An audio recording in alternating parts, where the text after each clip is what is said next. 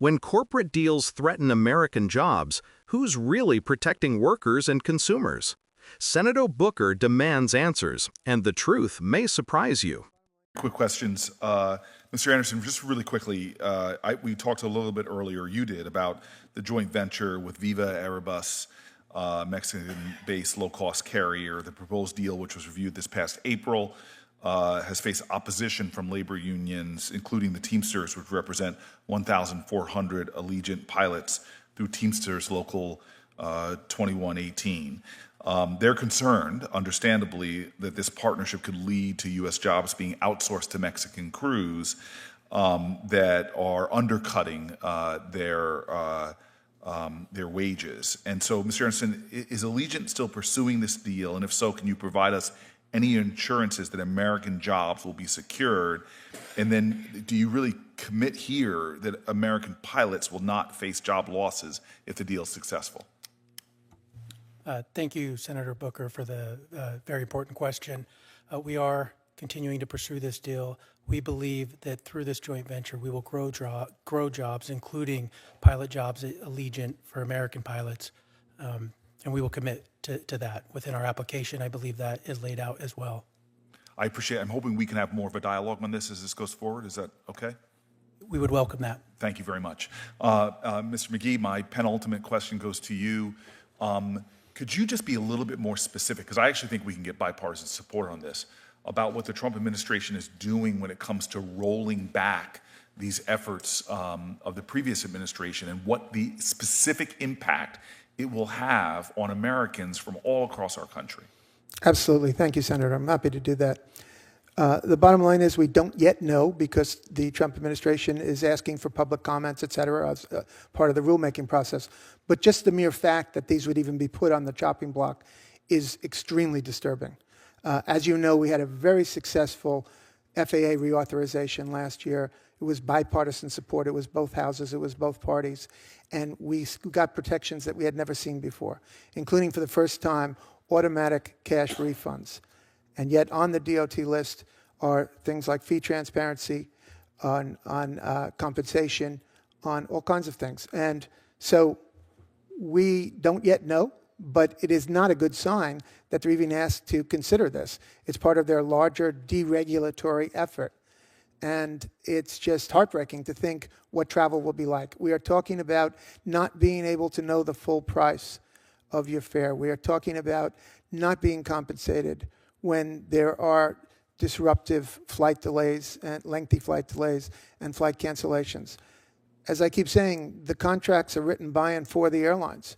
When do we get our say? If we don't have federal protection, and particularly with federal preemption that does not allow the states to get involved, who's going to protect the consumers? If we have a DOT secretary who is indifferent to the concerns of passengers, you're pretty much out of luck other than with Congress. Senator, if I can just interject, I want to say for the record, Airlines for America supports every provision in the FAA reauthorization bill, whether it was family seating, whether it was reimbursement, automatic refunds. We are in support of those provisions. But, Senator, at the same time, they're saying that Secretary Buttigieg overstepped and expanded on some of these ideas. As one example, the language in FAA reauthorization was flight cancellations. He expanded it to lengthy flight delays. So we are in the same spirit of what Congress asked for. Okay. I just really want to end with you, Professor. Things gotten a little hairy between us. But I want you to hit us with some bald-faced facts before we go. Could you do me a favor? Like, you have written so extensively. This is such an area of research expertise for you.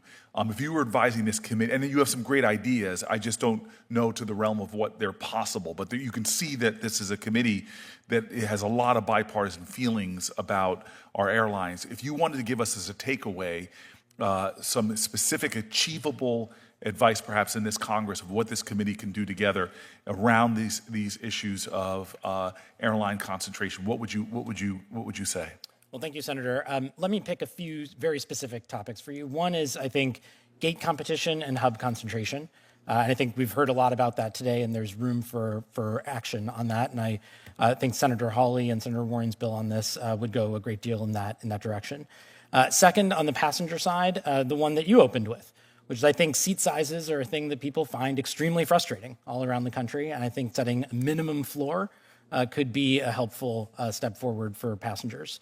And then third, on stability and resilience, I think everyone is frustrated when you have an industry that does extremely well in the good years and then comes running to Congress for taxpayer bailouts and support when times get tough. And so I think requiring airlines to think about planning and being prepared for the crises that are likely to come is something that would be a reasonable thing to do. And the one thing I often hear in my conversations with some of the airlines is that on the global scale, they're competing against state-sponsored airlines. Do you have any thoughts about that competition that we have globally now as the world becomes a smaller place? Well, thanks, Senator. I think there's two parts to it. One is sometimes you hear from people that the way to increase competition is to open up for foreign carriers to operate within points in the United States. And I think that's potentially a mistake because they are state-sponsored and might be able to predatory price airlines here. I think the second thing is we need to think about the competition side as well. And a number of people have touched on this as well, but I think there are real questions around partnerships and loyalty programs there too that could have an effect on competition. Yeah, I really appreciate your work. I appreciate all the witnesses. And to our stand-in chairman, I thank you very much for the latitude. Absolutely. Thank you. Let me just ask a question about the FAA. This exchange between Senator Cory Booker and Allegiant CEO is more than a routine oversight hearing. It's a vivid snapshot of how corporate decisions in the airline industry can ripple out and directly affect American jobs, consumer protections, and even the structure of the airline market itself. Booker cuts right to the heart of a critical issue: Allegiant's proposed joint venture with Viva Aerobus, a Mexican low-cost carrier, and the very real concerns about outsourcing U.S. jobs.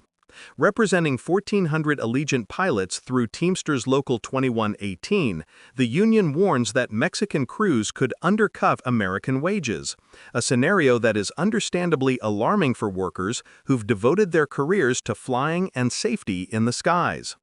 Booker isn't just asking questions, he's pushing for accountability and transparency in a deal that could have long-lasting consequences for the domestic labor market.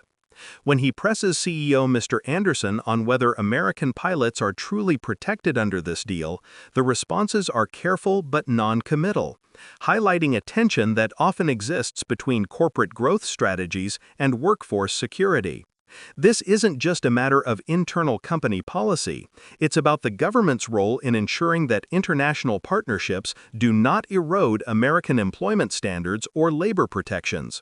Booker's insistence on a dialogue going forward underscores the Senate's duty to represent both public interest and workers' rights in these high-stakes corporate negotiations.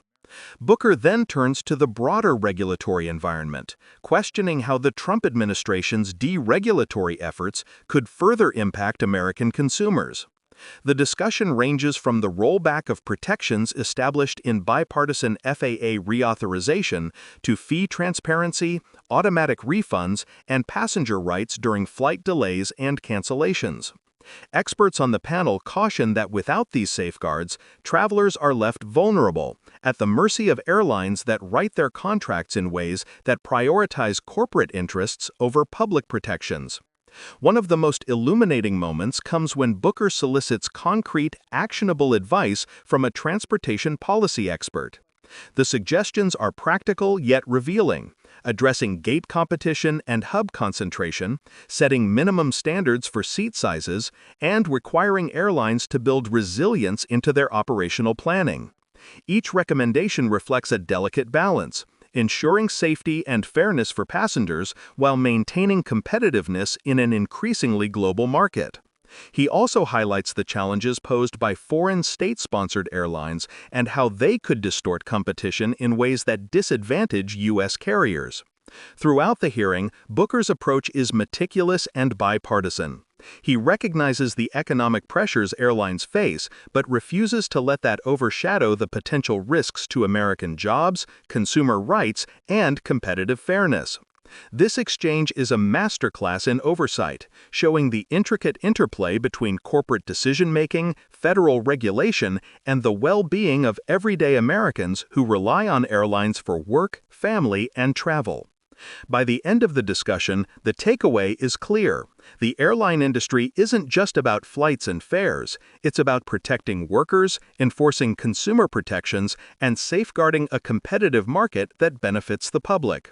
Senator Booker's questioning highlights the essential role Congress plays in holding both corporations and regulators accountable, ensuring that growth and globalization do not come at the expense of fairness, safety, or American jobs. Subscribe to Left Lens for deep dives into hearings, policy breakdowns, and investigative commentary that go beyond the headlines, holding corporate power and regulatory agencies accountable for decisions that shape our lives.